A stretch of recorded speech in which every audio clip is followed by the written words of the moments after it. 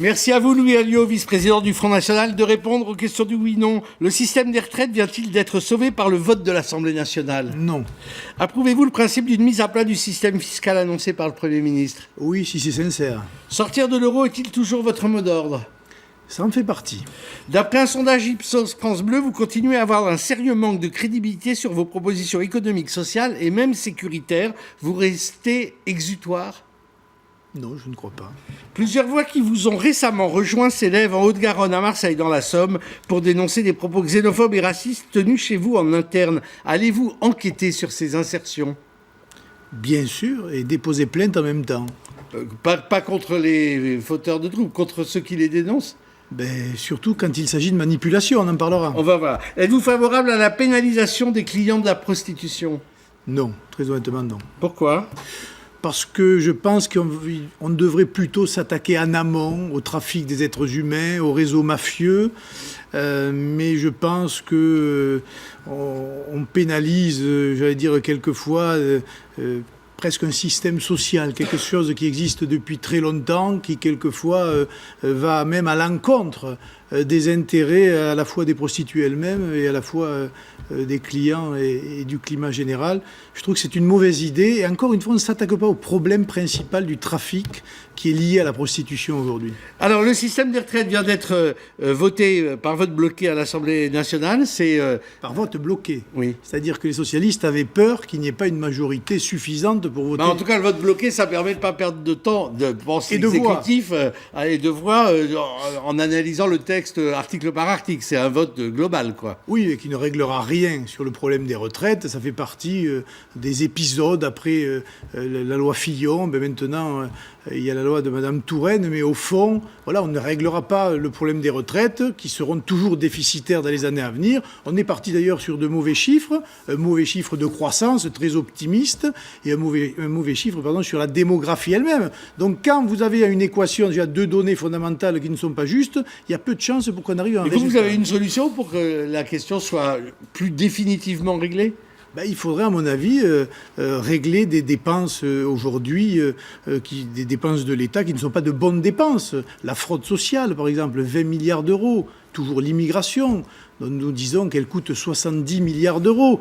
La contribution aux collectivités locales, c'est 10 milliards d'euros, alors que beaucoup de dépenses sont faites inutilement. Et puis, mais quand vous aurez des maires, si ça vous arrive un jour, ce que je vous souhaite pour vous, vous serez peut-être très content de garder cette contribution. C'est facile de ne pas en vouloir quand on n'a pas d'élus. Oui, mais c'est pas l'une des premières mesures que nous prendrons, c'est arrêter un certain nombre de gaspillages, parce qu'il y a des nécessités dans la décentralisation, mais il y a aussi beaucoup de dépenses qui se font en dehors des compétences et qui sont du pur clientélisme. Regardez ce qu'a dit Mme Voynet aujourd'hui, qui a jeté l'éponge parce qu'elle est écœurée par le système qu'elle a par ailleurs contribué à mettre en place. Un sondage Ipsos France Bleu, vous avez dû l'analyser de près quand même, parce que vous continuez il y a une sorte de plafond de verre qui fait que vous n'êtes pas pris au sérieux dans vos propositions économiques, sociales, et même, on ne vous crédite pas majoritairement d'être plus efficace que le gouvernement sur la politique d'immigration. Et la plupart des gens,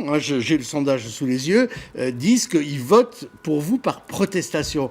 Et vous, ça fait un moment, 72 contre 23% qui disent oui, ce sont des chiffres qui progressent. Nous travaillons à la crédibilisation de notre action. Mais est-ce que vous croyez honnêtement que si on avait posé la même question pour le Parti Socialiste ou l'UMP, on n'aurait pas eu les mêmes réponses ? Voilà. Je pense qu'aujourd'hui, les Français... Oui, mais vous targuez d'être justement différents. Oui, mais on y travaille. Mais est-ce que vous avez remarqué que depuis 3 semaines, il y a quand même la chasse au Front National qui se fait sur tous les médias, sur toutes les ondes, sur toutes les télévisions ? Ça a des conséquences. Or, je pense que nous sommes là dans des élections municipales. Nous allons pouvoir parler directement aux citoyens, et vous verrez, je pense que la crédibilité de notre programme et la crédibilité de notre action, petit à petit, sera prise en compte par nos concitoyens. Alors, c'est vrai que vous faites l'objet d'attaques qui sont venues de voies très différentes.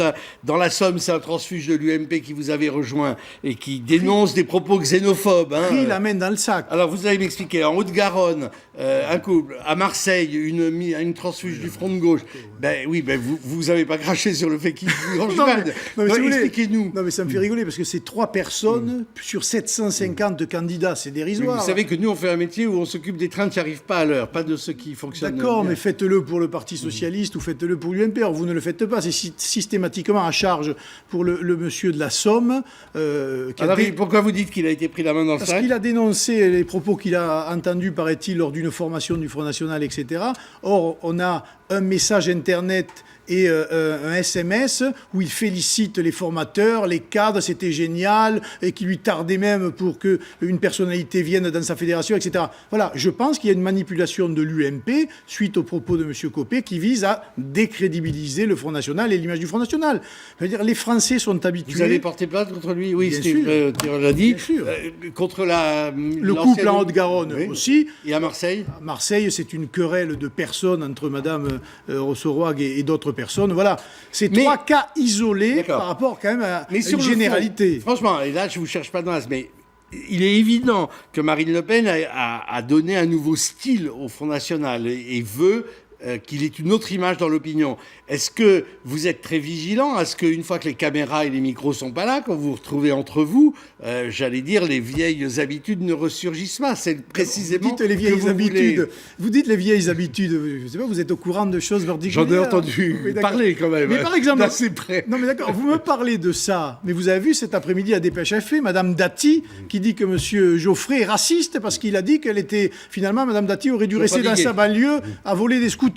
Voilà, et elle a dit c'est du racisme. Donc il faut arrêter de jouer avec ces sentiments-là. Des brebis galeuses, il y en a partout. Lorsqu'elles sont détectées dans notre mouvement, nous les mettons dehors. Est-ce que M. Copé va mettre dehors M. Geoffrey ce soir?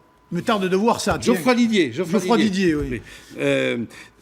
Vous souhaitez que Geoffroy Didier soit exclu de l'UMP pour les propos qu'il a tenus, c'est ça ce soir? Écoutez, M. Copé saute à la moindre occasion sur les gens du Front National en demandant des explications. M. Copé, vous allez le mettre dehors à ce responsable de votre parti politique? Voilà une bonne question qu'il faut lui poser.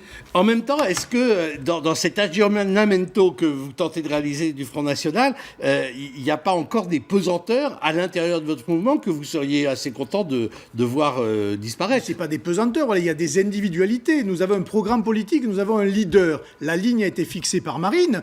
Les cadres la suivent ou ne la suivent pas. S'ils ne sont pas d'accord avec ce que pense Marine, ils s'en vont. Nous avons aujourd'hui 70 000 adhérents, nous formons de nouveaux cadres. S'ils ne sont pas d'accord, ils montrent notre parti, ils défendent leurs idées, mais pour l'instant, nos idées, elles sont claires, elles sont sur papier, si je puis dire, elles sont développées dans notre campagne électorale. Il n'y a rien là de très extraordinaire. Vous risquez de ne pas avoir beaucoup de maires, mais vous risquez de faire ou de défaire beaucoup de maires adverses, si j'ose dire, au municipal. Le côté arbitre des élégances, ça vous plaît, ça? C'est la loi de la démocratie. Nos électeurs aujourd'hui ne se reconnaissent ni dans la droite ni dans la gauche. Ils vont donc voter pour nous et ils auront des élus parce que c'est la proportionnelle, ce sont des élections municipales et ils sont là pour mettre des conseillers municipaux d'opposition lorsque nous ne prendrons pas les mairies et j'espère dans beaucoup de cas nous prendrons les mairies. Vous estimez à quel nombre le nombre de mairies possiblement prenable? On ne peut pas savoir avec ce mode de scrutin, ça dépend beaucoup du contexte local, des personnalités.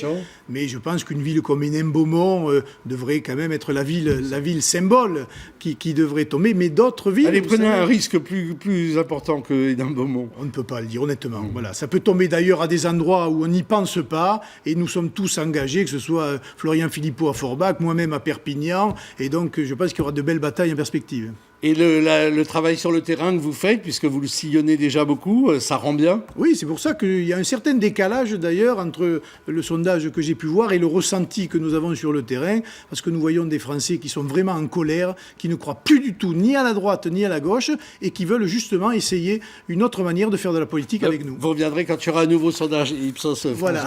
Merci beaucoup, l'info continue sur LCI.